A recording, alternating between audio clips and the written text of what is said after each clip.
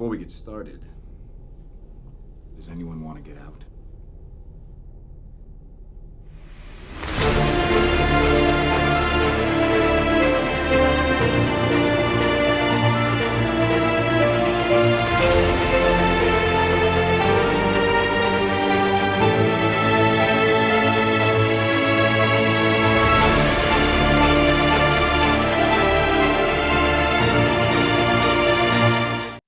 Hello, everybody, and welcome to this week's episode of Comix-Watch. Jared, do you know what time it is? It's Morbin time.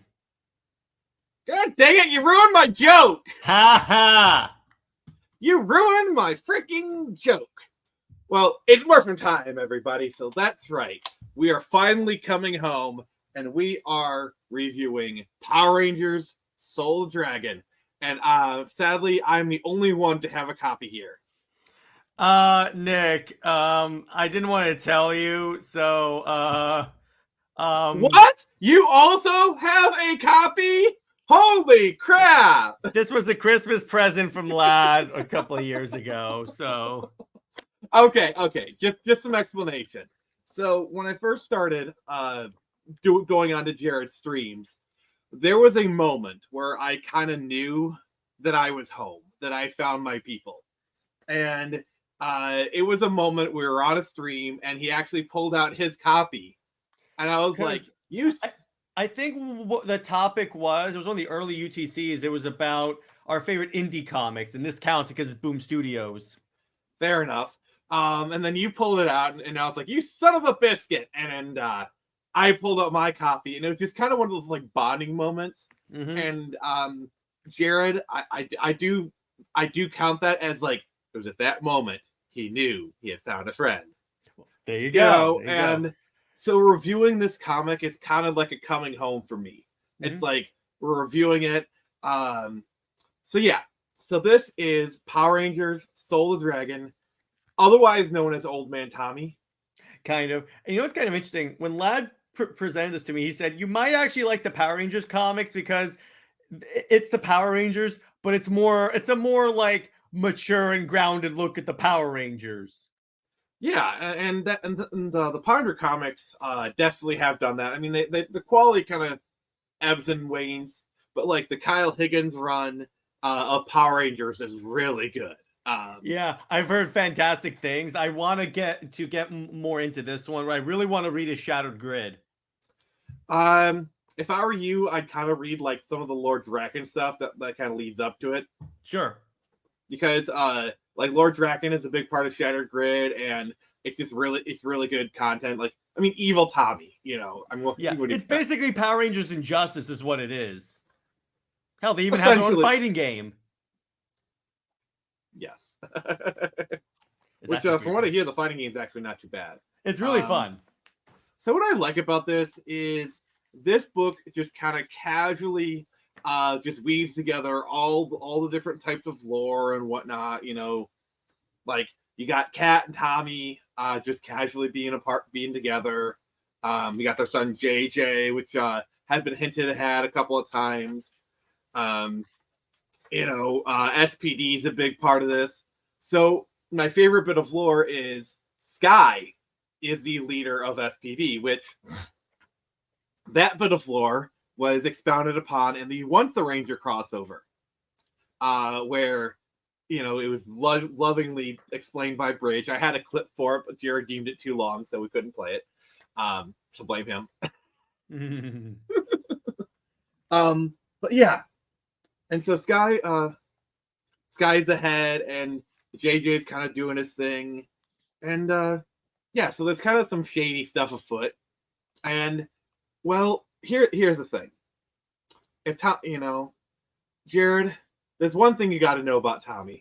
You may look like me, but unless you got a master morpher, you ain't nothing but a cheap copy.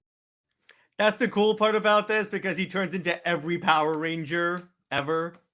Well, it turns into all of his forms, really. All his forms, yeah. All the ones that he's been. Mm-hmm. So this is something that was unique to Tommy. I mean, there's like one or two other Rangers who have like 2 or 3 different forms that could have a Master Morpher, but he's the one who has the most. And so the thing is, thing about the Master Morpher, and I really like this from a story mechanic, is the Master Morpher is busted. So it's going through each of his forms from the latest one to the earliest one. Mm-hmm. And each time it gets destroyed. And I thought that was a really good framing device to the story. It kind of added a good amount of stakes. Yeah, it's like you can't become Zeo again after this. You're done.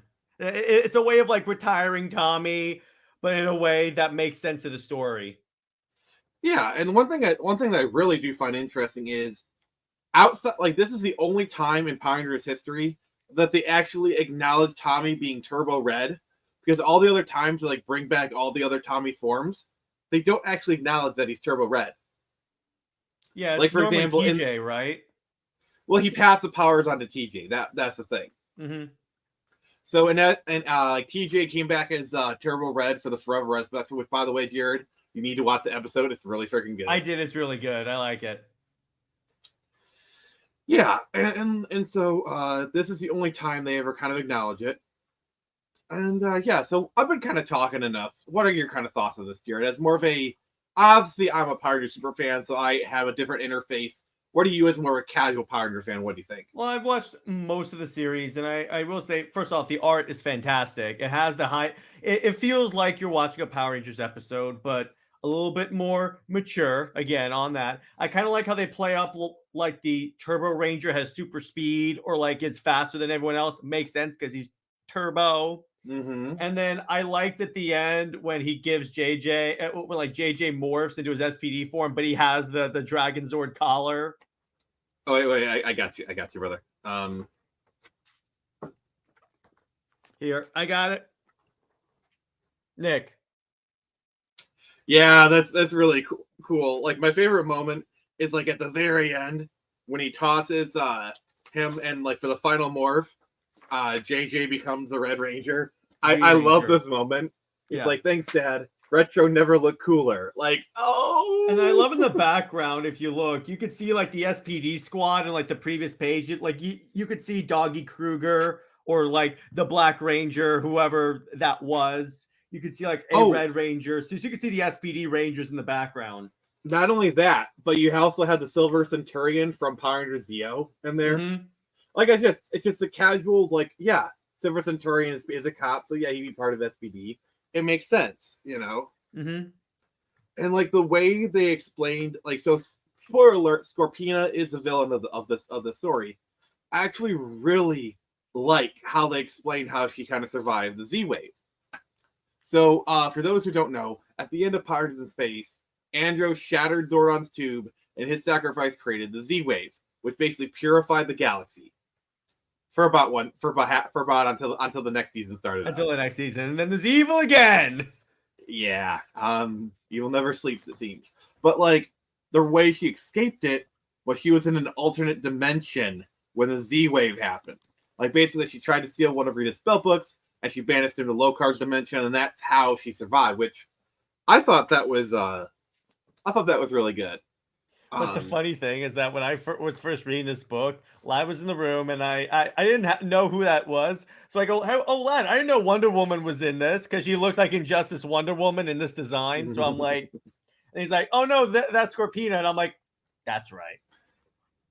Also, another thing is just the attention to detail is like the whole like acknowledging that the Zeo powers grow more powerful over time. Yeah. Like, there's so many like little lore things. You can just tell they paid attention, which I just really appreciate. And then like Finster coming back was really nice. You could tell that Higgins is a fan of Power Rangers because of how many like references and Easter eggs he organically puts in. So it doesn't feel like fan service. It doesn't feel like over fan service. It's just fan service. Yeah, it's like a lesser writer would have written something like, "What are we, some kind of Suicide Squad?" Yeah. But him, he like you said, he organically puts it in. But also, talk about some world building. Can we just like talk about this dollar bill or the $20 bill, the way it's oriented? Yeah. Because it's obviously, you know, you got the Jackson, but like the oriented different. It's just so crazy. Well, the other thing is that this book had me thinking, it was because I always thought SPD was like in the distant future, but then I'm like, oh, okay, it's not really distant future. Okay, you ready to feel old? Oh, do I have to feel you old or just old? You want to know when the events of Power Rangers SPD take place? When? 2025.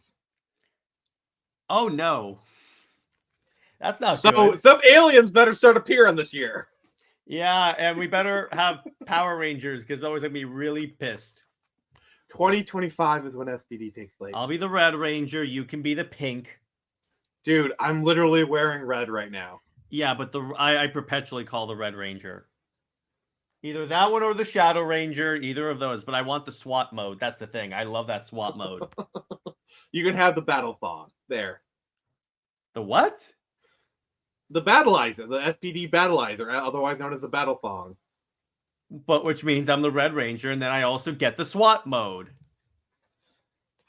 I'm you get a SWAT mode too. It's just the pink SWAT mode.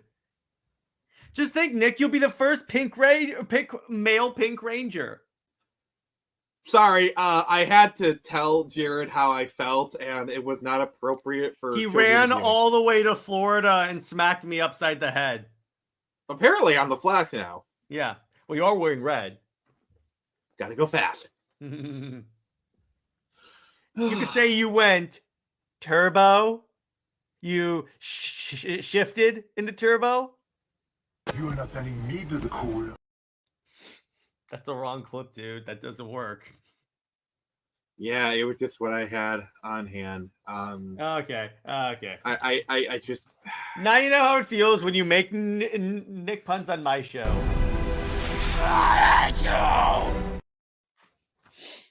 There we go. By the way, can I say I like the Turbo theme song the least? Yeah, that's not the best. What were some other standout things that you liked about this? I like JJ's Power Ranger form, like he crushed those crystals and he turned into a Green Ranger, but it was more like a futuristically, like alien-looking Green Ranger, like that. Yeah, agreed. Kind of a little more like the Chaos Crystal kind of thing. Mm-hmm. Another thing that I really liked, and this is kind of like they subverted the tropes, is like normally these kind of dangerous missions, the wife would be like, don't do it, you better not do it. But like Kat, because she understands and she's a ranger herself, she was like, yeah, I know you're gonna do it. Just be careful. Yep. You know, like the she's supportiveness. But she's like, you can still access your powers and you're a superhero. You'll be fine. Yeah, I mean, it helps that Kat was a ranger herself. Yeah, you know, so like she understands that like everything, and like she was Turbo Pink, right? And Zeo Pink. Zeo Ranger 1 pink, and then Turbo Pink. How did the chain of command work in Zeo? Because was the Pink Ranger in charge because she was number 1? No, it was Tommy. Tommy was in charge. Usually, why did they give him 5? Because he's a 5-star ranger. Okay, I know what that makes sense. But and then they reverse in SPD and make the Red Ranger the number 1 ranger. Because he's the number 1. I guess that's not confusing. Jeez.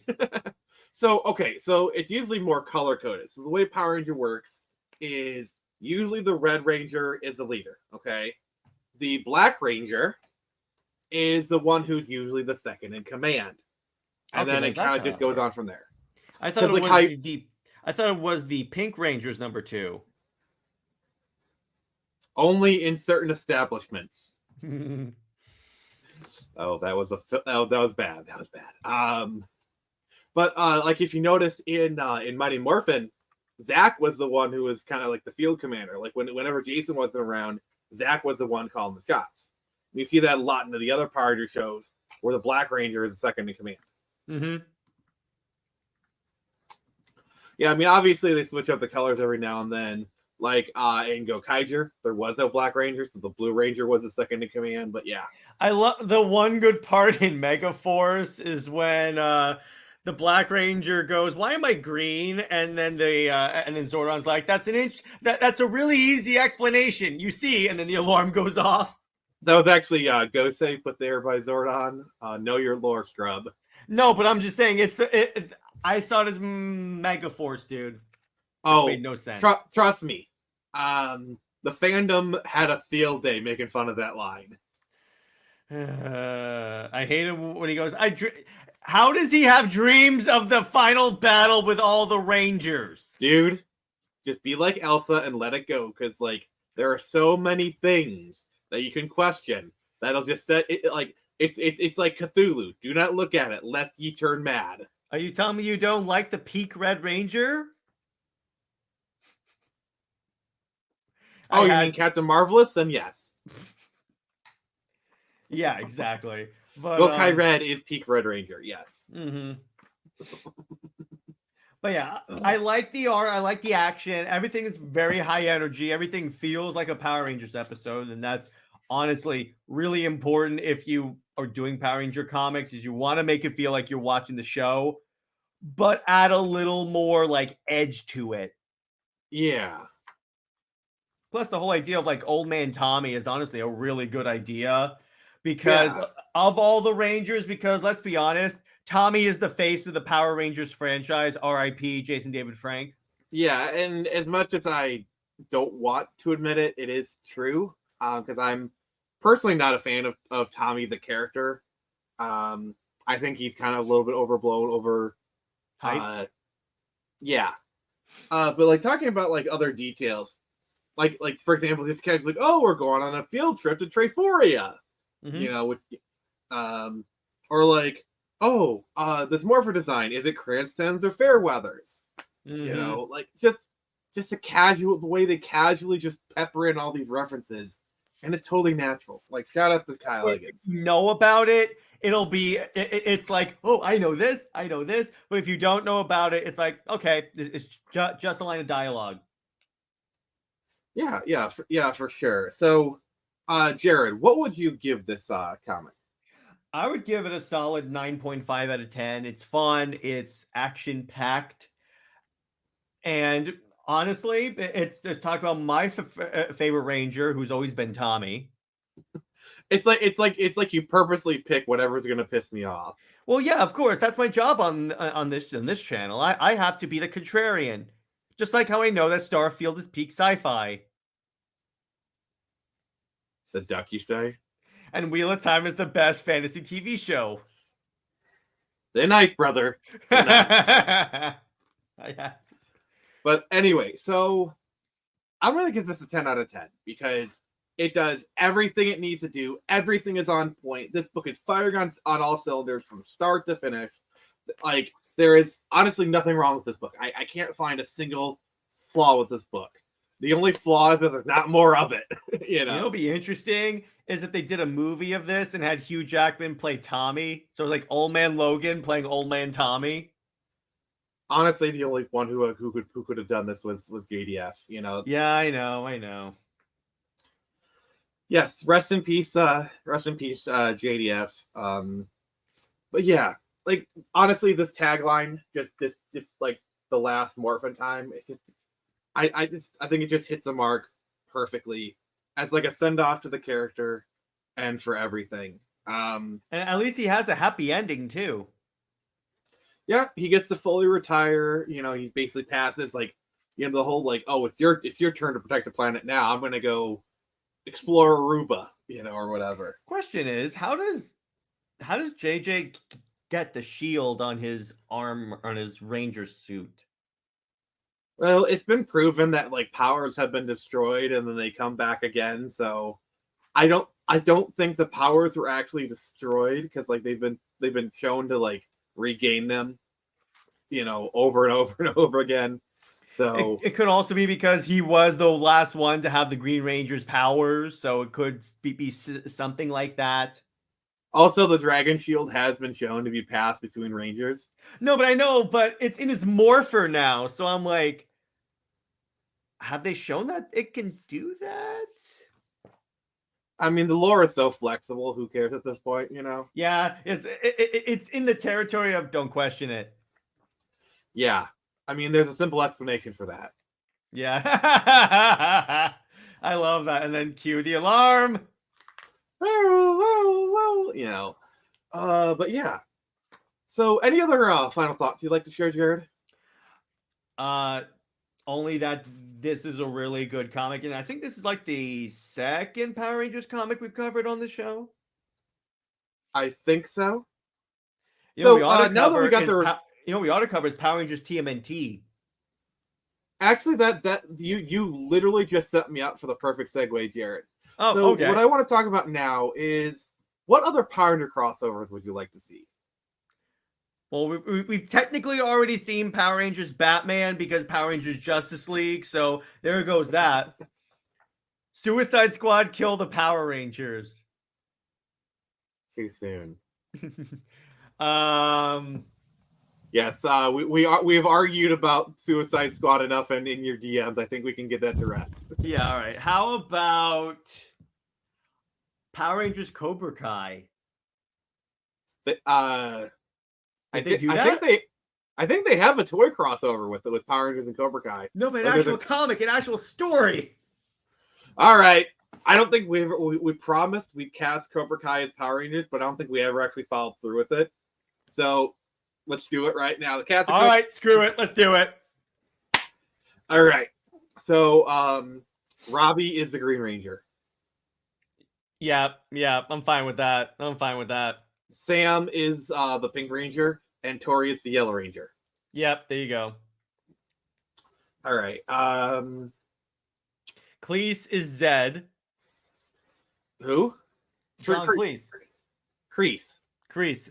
Whatever his name is. He's Zed. Yeah, and the woman from the first episode who says to put on the wrong wall, she's Rita Repulsa. Mm-hmm. No, I say he's Zed because you can do the story. He's disguised as a human, and he's trying to train his own army of Rangers. Yeah, I can believe it. Zolo is Miguel is the Red Ranger. Yep, I'm fine with that. And then he says, and then there has to be an episode where at one point he gets the Blue Ranger's powers, and they go, "Oh, dude, you look good in blue." So the question is, and the blue Zord has to be a beetle. So you want him to be a Beetleborg? No, I want him to be a blue beetle. Blue Beetle is a Beetleborg. He's a Beetleborg. Actually, you know what? That makes sense. There you go. That was totally random. 3 typical average kids like to read their comic books. I just got another great Power Rangers crossover. Power Rangers in the Book of Boba Fett. Oh, wait, we already had that. He needed 5 teenagers with attitude. Alpha. Jabba has escaped. Recruit a team of cyborgs with attitude. I think that